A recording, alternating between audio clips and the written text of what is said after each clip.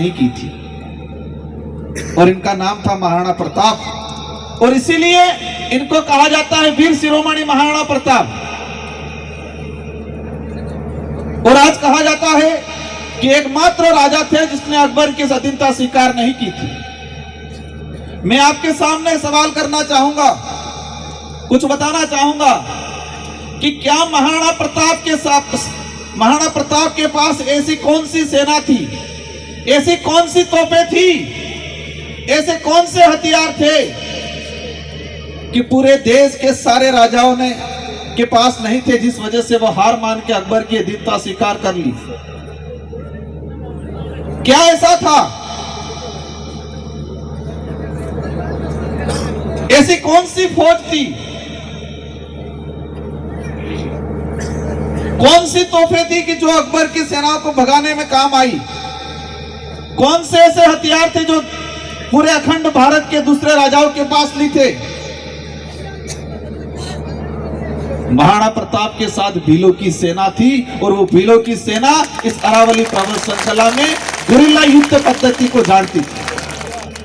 और गुरिल्ला युद्ध पद्धति से हमने खानवा से लगा के अधिकतर युद्ध जीतने का काम किया। महाराणा प्रताप के सामने कौन आया था? अकबर का सेनापति आया था जिसका नाम था मान सिंह।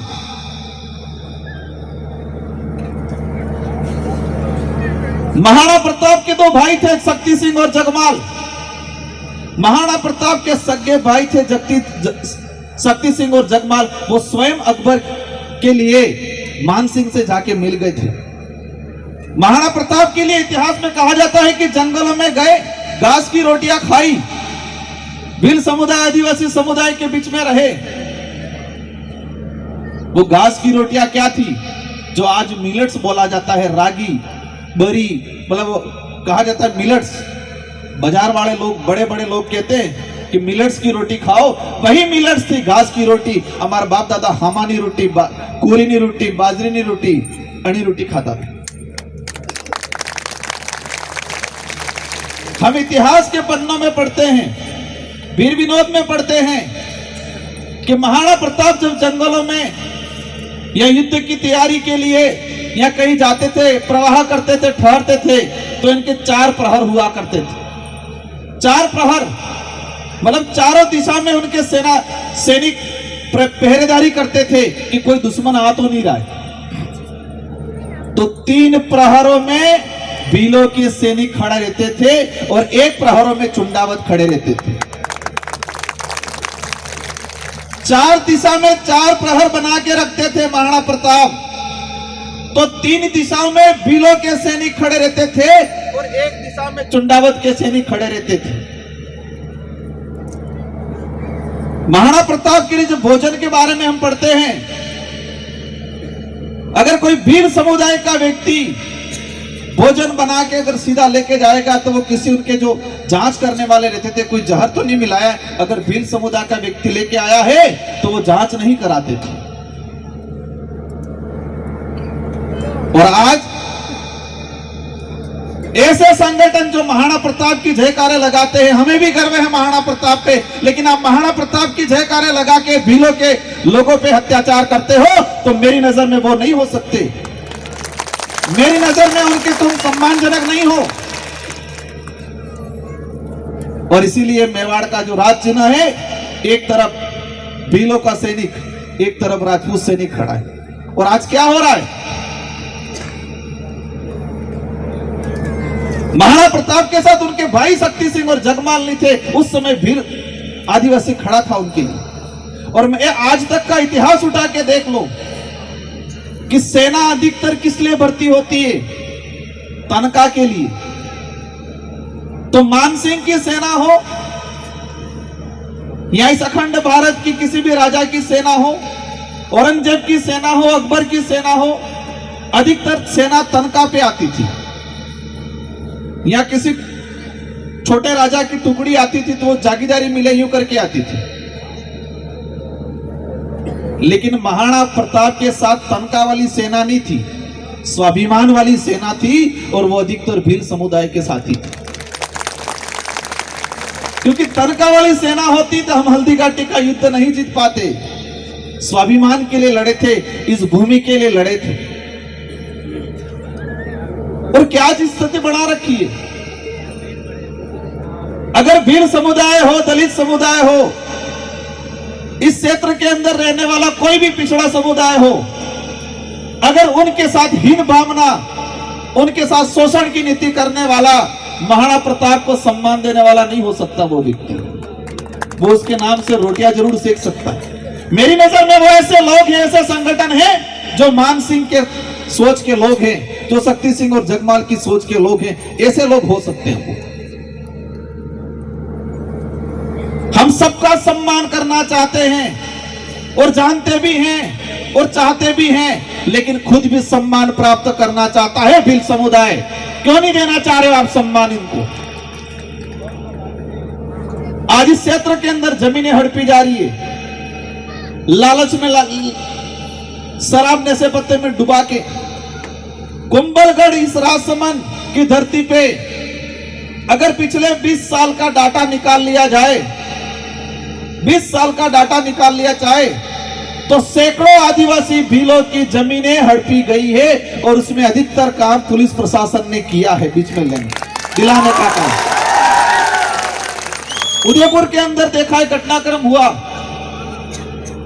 हत्या का मुकदमा दर्ज हुआ, 6 निर्दोष आदिवासियों को फंसाया। अलग से मुलजिम थे उनको तो फंसाया क्योंकि वो उसके हकदार थे, उन्होंने गुनाह किया था, उनको होना था। और उनके रिश्वत में क्या लिया? जमीन ही ली। ऐसे लोग वर्दीधारी जो सत्यमेव जयते की बात करते हैं, ये लोग ऐसे शोषणकारी सोच वाले लोग हैं। और ऐसी शोषणकारी सोच कहां से पनप रही है? ऐसी शोषणकारी सोच जहां से पनप रही है, वहां पर हम वार करना चाह रहे हैं और उन्हें खान ने बंद करवाने काम करवा चाह भारत आदिवासी पार्टी।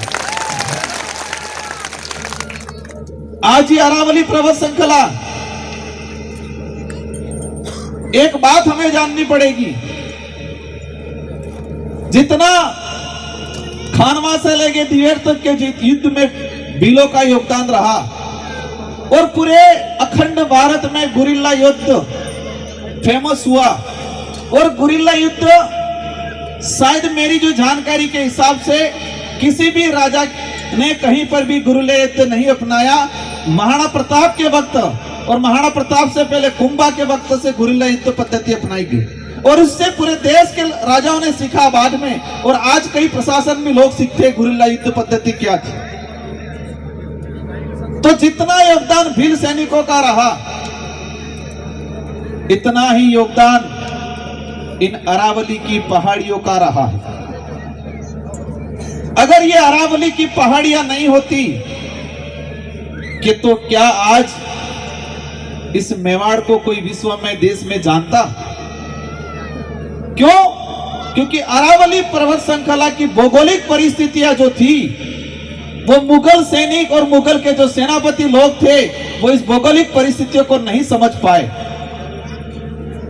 और इसीलिए वो जाल में फंसते गए और गुरिल्ला युद्ध के शिकार होते गए। गोहिल वंश बप्पा रावल से अगर हम बात करें, 800 ईस्वी से बात करें और विशेषकर मुगल काल की बात करें 1500-1600 ईस्वी से, तो जितने युद्ध हुए सारे के सारे अरावली पर्वत श्रृंखला के बीच में हुए। खानवा का युद्ध हो, खमनोर का युद्ध हो, जितने युद्ध हुए कहां हुए? अरावली पर्वत श्रृंखला में। अगर ये अरावली नहीं होती तो शायद हो सकता है हमें कई युद्ध हारने पड़ते। और आज जिस गौरव के साथ हम तीन सीना तान के कह रहे हैं कि हम लड़ने वाले हैं और जीतने वाले, शायद नहीं कह पाए। लेकिन वर्तमान सरकार हमारी इस ऐतिहासिक भौगोलिक स्थिति या भौगोलिक जो क्षेत्र है उसको भी खत्म करने के लिए कानून लाई है, जिसका विरोध अपन सब ने मिलकर किया।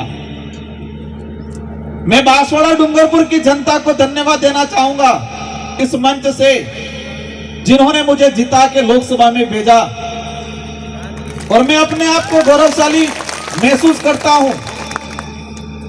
कि जब अरावली पर्वत श्रृंखला को लेकर सुप्रीम कोर्ट ने 20 नवंबर 2025 को फैसला दिया, मेरी जानकारी में 25-26 नवंबर के आसपास आया और 3 दिसंबर से मैंने लोकसभा में इसको लगाने का प्रयास किया और शायद 15-16 नवंबर के आसपास, दिसंबर के आसपास अरावली पर्वत श्रृंखला को लेकर सरकार की सिफारिश पे सुप्रीम कोर्ट का जो फैसला आया, उस फैसले का सबसे पहले विरोध करने का काम आपकी भारत आदिवासी पार्टी के सांसद राजकुमार रोत ने किया लोकसभा के अंदर। और मैंने आह्वान किया था, मैंने जितने जो क्षत्रिय संगठन बने हुए हैं उन सबसे आह्वान किया था कि अरावली को बचाना, क्योंकि अरावली में हमारे पुरखों का खून बहा हुआ है। यहाँ ये हमारे ऐतिहासिक पहाड़ियां हैं, ये पहाड़ियां नहीं, पत्थर नहीं है। और इसीलिए मैंने कहा था पार्लियामेंट के अंदर भाजपा की सरकार को कि आप इन अरावली, इन पहाड़ी जल जंगल जमीन को आप संसाधन मानते हो, हम इनको पूर्वज मानते हैं, अपना देवता मानते हैं। मानते कि नहीं मानते? आ डोंगरा ही, ये पहाड़ है, ये नदियां हैं, इनको अपन क्या मानते हैं? पूर्वज मानते हैं, देवता मानते हैं। अपन कोई शुभ काम करने के लिए जा रहे हैं, अगर किसी की बारात जा रही है, बीच में नदी पड़ती है, तो रोक के अपन नारियल फोड़ते कि नहीं फोड़ते? आगे फोड़े कि नहीं फोड़े? आपने फोड़े? अगर हम कहीं जा रहे हैं और विशेषकर जब शादी के लिए जाते हैं तो बीच में कोई नदी आती है तो वहां रोकते हैं बारात रोक के इस नदी के दर्शन करते हैं, आराधना करते हैं, नारियल अगरबत्ती लगाते हैं, फिर जाते हैं आगे। तो ये भारत आदिवासी पार्टी इस प्रकृति को, जल जंगल जमीन को पूर्वज मानती है और ये तानाशाही सरकारें इस जल जंगल जमीन को क्या मान रही है? संसाधन मान रही है और संसाधन मान के बड़े बड़े उद्योगपतियों को देने का काम करती है। अरावली के लिए जो कानून आया, मतलब जो सुप्रीम कोर्ट का जो फैसला आया, इसको आपको समझने की जरूरत है। अगर ये अरावली नहीं रहती तो शायद भील समुदाय का अस्तित्व भी नहीं रहता। और भील समुदाय की अगर बात करें हम लोग, तो अरावली पर्वत श्रृंखला जो गुजरात है, इसके बाद विंध्याचल में टच में चले गए, महाराष्ट्र, मध्य प्रदेश से इसी इलाके के अंदर है। विशेषकर सरकार कह रही है कि 100 मीटर से ऊपर वाली जो पहाड़ी है उसी को अरावली मानेंगे, 100 मीटर के नीचे वाली है उसको अरावली नहीं मानना है। एम केरी जी 100 मीटर से नीचे वाली है उसको अरावली नहीं मान के आने वाले समय में इस पे खनन कर सकते हैं। ये सुप्रीम कोर्ट ने किया और सरकार की सिफारिश पे किया। इसलिए किया जा रहा है कि हमारी इस अरावली पर्वत श्रृंखला में अभी लिथियम की खोज हुई है, बॉक्साइट है, यहाँ पर संगमरमर के पत्थर हैं, ग्रेनाइट हैं। इस अरावली पर्वत श्रृंखला में सारे मिनरल्स हैं और इन मिनरलों को निकालने के लिए विदेशी कंपनियों को लाके लूटने के लिए अरावली की परिभाषा बता दी। क्या अरावली क्षेत्र में रहने वाले समुदाय को पूछा कभी कि अरावली की परिभाषा क्या होगी? उन्होंने तय कर लिया कमरे में बैठ के, दिल्ली में बैठ के 5 लोगों ने मिलके कि अरावली की परिभाषा ये होगी। आज देश के हालात क्या हैं? आज लड़ाई सिर्फ आदिवासी, दलित, पिछड़ों की नहीं है। आज लड़ाई उस हर वर्ग के लिए है जो व्यक्ति इस देश को अपना भारत मानता है, अपना देश मानता है। आज धर्म में बांट बांट के लड़ा रहे हैं। मैंने कई बार कहा है कि धर्म आस्था का विषय है, लेकिन उनको सत्ता का साधन मान लिया। ढाल बना के, धर्म को ढाल बना के सत्ता हासिल कर रहे हैं और सत्ता का संरक्षण हो रहा है, तो नुकसान किसको होगा? लड़ेंगे कौन आपस में? ढाल ढाल। हमारा धर्म कोई विषय नहीं है, वो आस्था का विषय। हम तो खुले मन से बोले हैं कि आदिवासी प्रकृति पूजक है, पार्लियामेंट में भी बोले हैं कि आदिवासी आदि अनादि काल से रहने वाला है, सभी धर्मों से पूर्वी धर्म आदिवासियों का अपनी पूजा पद्धति। आदिवासी ना हिंदू है, ना ईसाई है, ना सिख है, ना मुस्लिम है, आदिवासियों की अपनी खुद की पूजा पद्धति। लेकिन आपने अर्धा ईसाई, अर्धा हिंदू, अर्धा जैन, अर्धा बौद्ध, अर्धा मुस्लिम, अलग अलग राज्यों में अलग अलग बैठ के आपस में लड़ना शुरू कर दिया। आज जो स्थिति बनी हुई है, देश के अंदर जितने जो मिनरल्स हैं विदेशी कंपनियां आके निकाल रही है। और हो कहीं हम वंदे मातरम पे चर्चा कराएंगे, हम राष्ट्र देश मतलब देशभक्ति हैं। एक सिंपल सी बात समझनी पड़ेगी कि आपके घर में अनाज है, उस अनाज को आप सारा बेच दे रहे हो साथ। अभी गेहूं पका, गेहूं 25 रुपए में जाएगा, सारा का सारा आपके घर में था, सारा बेच दिया। आपको 6 महीने बाद वापस लेने जाओगे, वो गेहूं कितने मिलेगा? 30 रुपए में मिलेगा कि नहीं मिलेगा? 40 रुपए में मिलेगा कि नहीं मिलेगा? तो भारत में ये हो रहा है कि सारी विदेशी कंपनियां आके यहाँ पे लिथियम निकाल रही है, सोना निकाल रही है, चांदी निकाल रही है, बॉक्साइट निकाल रही है, कोयला निकाल रही है। हमारे सोने की खान की बात कर रहे हैं, कह रहे पत्रकार भी चौथा स्तंभ जो है, मीडिया भी ऐसा हो गया है। देश का दुर्भाग्य है कि मजे पड़ गए। राजस्थान में सोना निकल रहा है बांसवाड़ा में, कहां की कंपनी है? शायद ऑस्ट्रेलिया की कंपनी है। हमारे अब जवाब लेने जाओगे, आज इंडिया में वही हो रहा है कि देश के अंदर खनिज कहां कहां है वो खोज की जा रही है, लेकिन जनगणना की बात 2011 से लेके आज तक नहीं की जा रही। 2021 में जनगणना होनी थी लेकिन नहीं कराई गई। लोग कितने हैं वो नहीं गिना रहे हैं, किस वर्ग किस जाति का कितने लोग हैं वो नहीं गिना रहे हैं, लेकिन इस धरती पे कहां कहां मिनरल से वो गिना गिना के निकाल रहे हैं। अंग्रेज तो एक ईस्ट इंडिया कंपनी लेके आए थे, लेकिन आज आजाद भारत में सैकड़ों विदेशी कंपनियां आ रही है यहाँ पर और लुटेरे जा रहे हैं। अब हमको समझ में क्यों नहीं आएगा? सरकार की पॉलिसी रही है, क्या पॉलिसी रही है? लोगों को शिक्षा से वंचित रखो, और वो भी कौन सी शिक्षा? गुणवत्ताहीन शिक्षा, मतलब गुणवत्ता युक्त शिक्षा से वंचित रखो। पढ़ाना है, छोटा मोटा पढ़ाना है, डिग्री भी देनी है, 12वीं भी पास कराना है, लेकिन वो गुणवत्ता युक्त एजुकेशन नहीं देना चाहिए, सिर्फ डिग्री तक। आज एजुकेशन सिस्टम पूरा खत्म किया जा रहा है। शिक्षा से वंचित रहेगा या क्वालिटी वाली शिक्षा से नहीं, क्वालिटी वाली शिक्षा नहीं मिलेगी तो ही अंधभक्त बना रहेगा। अगर क्वालिटी वाली शिक्षा मिली जाएगा, अच्छी जानकारी मिली जाएगा तो ये अंधभक्त रहेगा। एवं अंधभक्त काल मोहम्मद तो तुम्हारे राज्यसभा सांसद भाजपा के प्रवक्ता है। गौ माता की बात हुई थी, पूर्वी भारत के अंदर गौ माता भाजपा के लोग कह रहे खा सकते हैं, पसंद हो कहीं नहीं, कुबड़ वाली को खा सकते हैं, दूसरी को नहीं खा सकते हैं। और हमारे अंधभक्त भी कह रहे हाँ कि लाल वाली गाय है वो गौ माता में नहीं आएगी। तो मैं बोलने वाला हूं, लेटर भी लिखने वाला हूं कि जितने गोरक्षक दल हैं, इन गोरक्षक दल को और पुलिस प्रशासन को भी ध्यान रखना है कि लाल वाली गौ माता नहीं आ रही, कुबड़ वाली गौ माता में नहीं आएगी। कौन सी आएगी?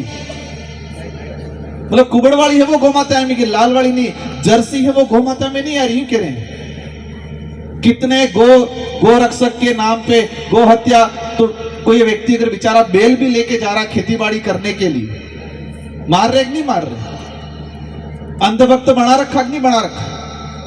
हमने रोके थे 40 लगभग 35 ट्रक रोके थे बांसवाड़ा में, 150 से 200 गोवंश थे और वो सरकार की श्रेय से जा रहे थे। महाराष्ट्र बांसवाड़ा में हमने रोके थे, हमारे साथी गए थे और उसमें कुछ गोरक्षक साथी भी आए थे। उन गोरक्षक साथियों को धन्यवाद देना चाहूंगा। हम लोग भी गए थे, मैं भी मदद करने गया, सरकार चुप रही। 30 से 35 ट्रक में भर के गो वंश जा रहा था, वो कहां से आया कहां गया कोई पता नहीं चला। हमने रुकवाया तो इसके बावजूद भी उनको फ्री कर दिया, क्योंकि बड़े लोगों का रास्ता। आज देश में 72 बुचड़ खाने कटला 70 ने 72 बुचड़ खाने हैं, जिन बुचड़ खानों में गोवंश को काटा जाता है। सरकार ने लाइसेंस दिया है। क्या दिया है? सरकार ने लाइसेंस दिया है। और हमारा यहाँ गरीब भाई, कोई आदिवासी दलित पिछड़ा भाई अगर कोई खेतीबाड़ी के लिए जा रहा है तो अपने आप को कई नारा लगाड़ी घर हर करी जाएंगे, मारने का काम करो। पिछले लोकसभा चुनाव में 2024 में भाजपा की सरकार ने बीफ कंपनियों से, गोमांस की कंपनियों से चंदा लेने का काम किया पार्टी प्रचार में। और अन्य अंधभक्त वह बड़ा भी रह जाए। मानसिक गुलाम बनाने का बराबर ट्रेनिंग दी जा रही है और हमारे देश में कई लोग ऐसे हैं जो मानसिक गुलाम बना रहना चाहते हैं। हम चाहेंगे इस पांडाल में जो हमारा विराजमान है, इस क्षेत्र के अंदर एससी समुदाय भी है, माइनॉरिटी भी है, जनरल भी है, ओबीसी भी है। और इस मंच से मैं सभी को कहना चाहूंगा कि हमें अंधभक्त नहीं बने रहना है। राजकुमार रोज भी अगर कोई बात कह रहा है, कितनी सही है कितनी गलत है, उसको परखना है, परखना नहीं पड़ना है। आप हमारी पार्टी को इसका मतलब ये नहीं है कि जो कह दिया वो मान लो, नहीं मानना। मैं खुद कई बार कहता हूं, कितना सही है गलत है वो परखना है। और इस क्षेत्र के लिए मेरा आप सभी से अनुरोध है, भूख से कोई मरने वाला नहीं है। 2 रोटी कम खा लेना, अपने बच्चों को पढ़ाना। 2 रोटी खा लेना, अपने बच्चों को पढ़ाना। शादी और फिजूल खर्ची कम कर लेना, लेकिन कोई जमीन मत बेचना, जमीन मत बेचना। और बच्चों को शिक्षा देना।